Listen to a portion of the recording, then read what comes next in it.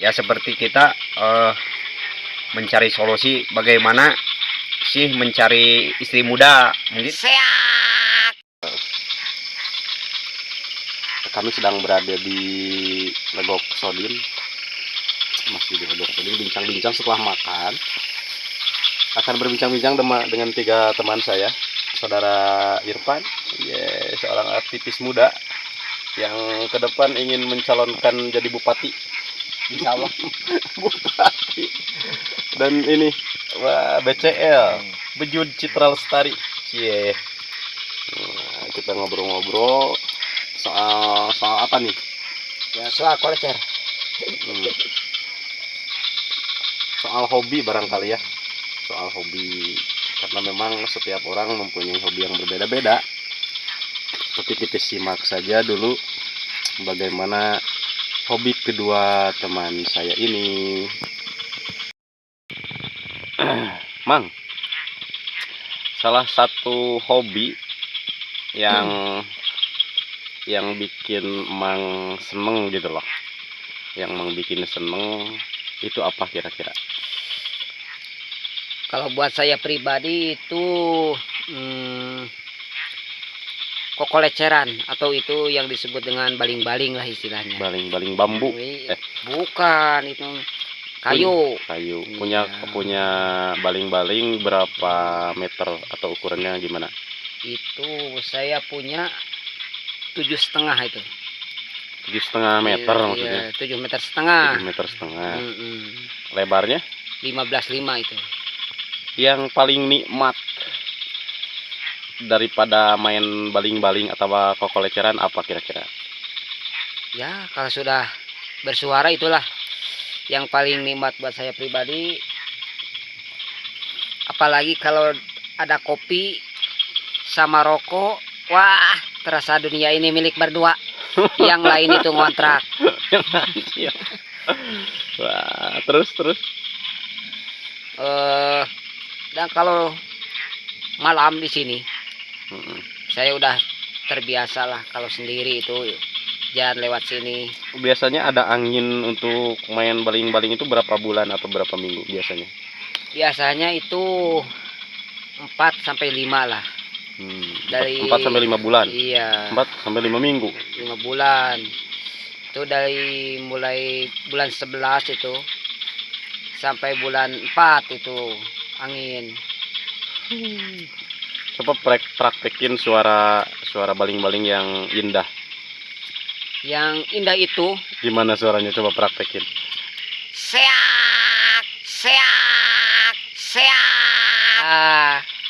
Kalau nyeak itu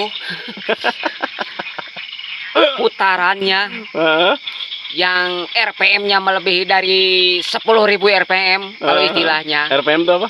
Ya putaran. Oh, putaran. Iya.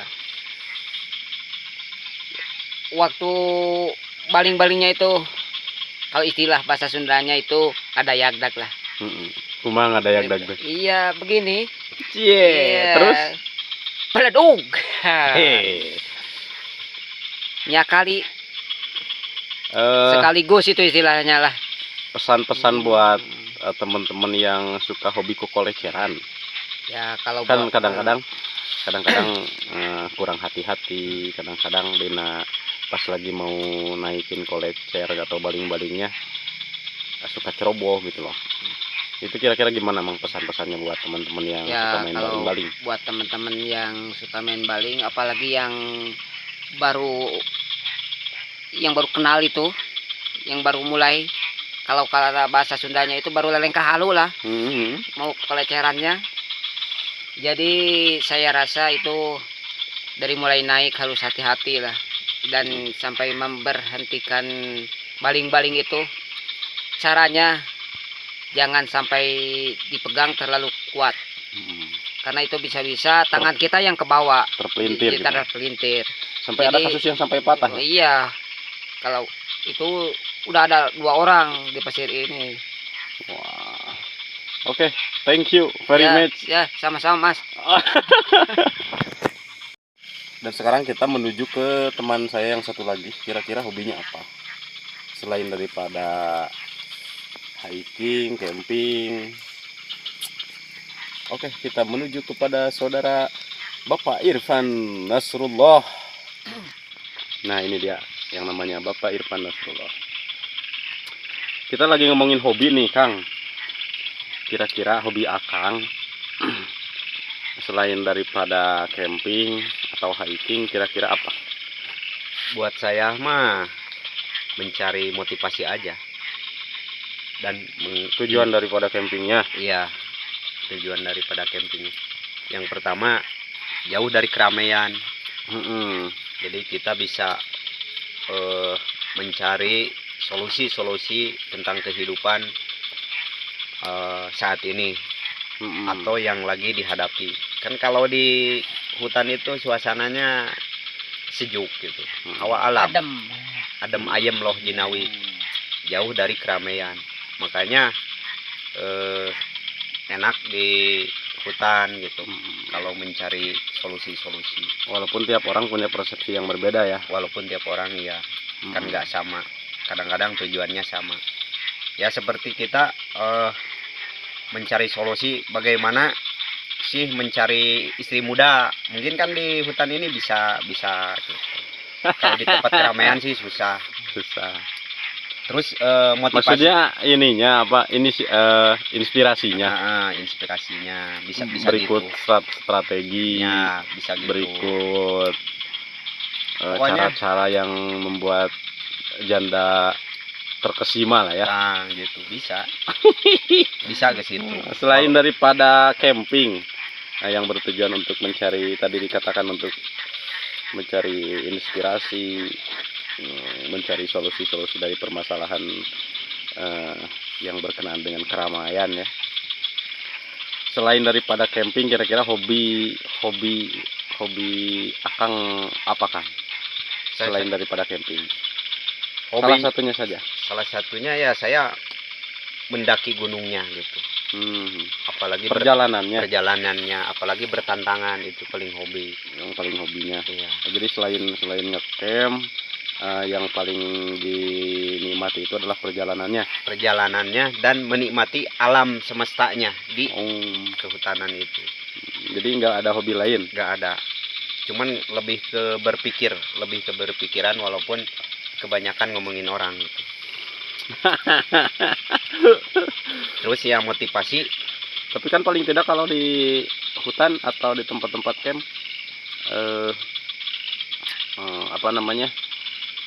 untuk membicarakan orang lain itu terkesan lebih sedikit peluangnya ya. Iya, karena lebih mencari kesibukan, mencari kayu bakar buat persiapan nanti malam. Iya, dan begitu. Sebagainya gitu. Iya. Lebih ke situ. Kurang pacekcokan lah intinya ya. Iya. Lebih efektif kalau di hutan itu. Jadi sejuknya itu. Terus Sejuknya nyampai ke otak. Iya. Kayak ngingetin mantan ya. Ya gitu, seperti itu. Walaupun mantan mah panas meren, sejuk. Walaupun dia mah tidak ingat, tapi aku yang lebih ingat gitu. Ya motivasinya buat orang yang suka ke hutan ya saling menjaga lingkungan di hutannya, mulai dari kebersihan, pohon-pohon dilindungi, sumber air yang ada jangan sampai tercemari dengan hal-hal yang, pokoknya kita saling memelihara lah tentang lingkungan supaya kita menikmatinya itu lebih enjoy gitu. Kira-kira dampak dari atau pelajaran yang bisa diambil dari ngecamp seperti ini atau bersemedi ya. Bukan bersemedi sih, apa ya namanya ya,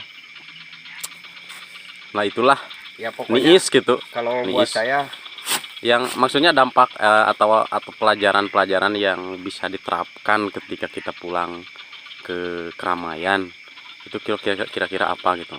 Ya yang pertama buat pribadi dulu, terus sama teman-teman, sama siapapun kita saling bisa memahami, saling menghargai, karena kita udah beradaptasi itu. Jadi ada efeknya. Kalau di tempat keramaian kita itu susah, tapi kalau di tempat seperti ini kita insya Allah lah bisa. Tapi dan susah, selalu berusaha. maksudnya susah susah gimana gitu? Apa susah ada mengefektifkan suasana otaknya gitu. Kalau di hutan Mm-mm. gini kan otaknya kita itu berjalan karena dingin, karena terobsesi oleh lingkungan alamnya itu gitu. terobsesi gila. Ya yang paling utama mah menjaga lingkungan hutannya itu sendiri dimanapun gitu, itu pesannya. Karena Menjaga. kan beberapa kali memang bukan bukan kita so bener sih sebetulnya ya, tapi memang beberapa kali kita menemukan tempat yang di sana sudah ditempati oleh orang-orang yang ngecamp berantakan gitu, Ya, seperti sampah plastik. Ya paling tidak kalau nggak dibawa dibakar gitu loh. iya, iya seperti itu. Yang paling utama itu seperti pohon-pohonan. Walaupun kita gak menanam, orang lain yang menanam, tapi kita harus berusaha melindungi dan melestarikan alamnya. Gitu. Saling menghargai ya. Saling menghargai. Kalau kita pada menghargai akhirnya. alam, Iya. alam pun akan menghargai kita. Iya. Nah jadi gitu. Dan kita juga menghargai diri kita sendiri walaupun orang lain belum menghargai seperti itu. Cie. Tapi ini juga curhat. Ada Tapi ini kayaknya curhat teman-teman dari pengalamannya. Iya, bisa bilang begitu. Di hutan itu bisa terjadi apa saja dengan sejenak kata, dengan sejenak ungkapan bisa terjadi. Oke, terima kasih. Oke, yes. Semoga bermanfaat bagi teman-teman yang nonton video ini. Ya, itulah tadi hobi kedua teman saya, Bapak Simang Bejud yang suka main baling-baling bambu. Dan yang saya tahu beliau itu kadang-kadang selama 3 bulan jarang pulang ke rumah. Bukan jarang pulang ke rumah sih, maksudnya pulang tapi pas ngambil rumput buat apa namanya, buat ternak dombanya. Habis nyari rumput, dia berangkat lagi untuk main baling-baling. Selain daripada dia ternak domba, dia juga sebagai seorang sapon ya, caraka di sebuah sekolah. Jadi betapa ekstra kuat beliau itu, berangkat pagi, cari ke sekolah, habis ke sekolah cari rumput, habis cari rumput main baling-baling lagi di Gunung Panenjoan ini, sampai ya begitulah rutinitasnya sampai 3 bulan beliau itu seperti itu. Ya namanya hobi mengalahkan segalanya sih sebetulnya, tapi yang saya lihat beliau tidak meninggalkan kewajibannya dengan statusnya sebagai kepala keluarga gitu. Patut dicontoh sepertinya. Adapun tadi hobi Kang Irfan yang camping, hiking, yang selalu menikmati perjalanan, barangkali bisa perlu kita tiru juga karena beliau berpesan lestarikan lingkungan, hargai alam. Walaupun kita tidak menanam, tapi kita harus selalu berusaha menjaga apa yang orang-orang tanam. Ketika kita tidak mampu menanam, seharusnya kita mampu menjaga tanaman tersebut. Selama tanaman itu tumbuh, kalau sudah mati, Ya podar. ya mati. Mohon maaf pada pacaletot karena memang banyak gangguan suara-suara yang tidak berkenan. Semoga bermanfaat videonya. Segala bentuk kekurangan silahkan ditulis di kolom komentar untuk jadi sebuah bahan pertimbangan untuk kami membuat video kedepannya. Terima kasih.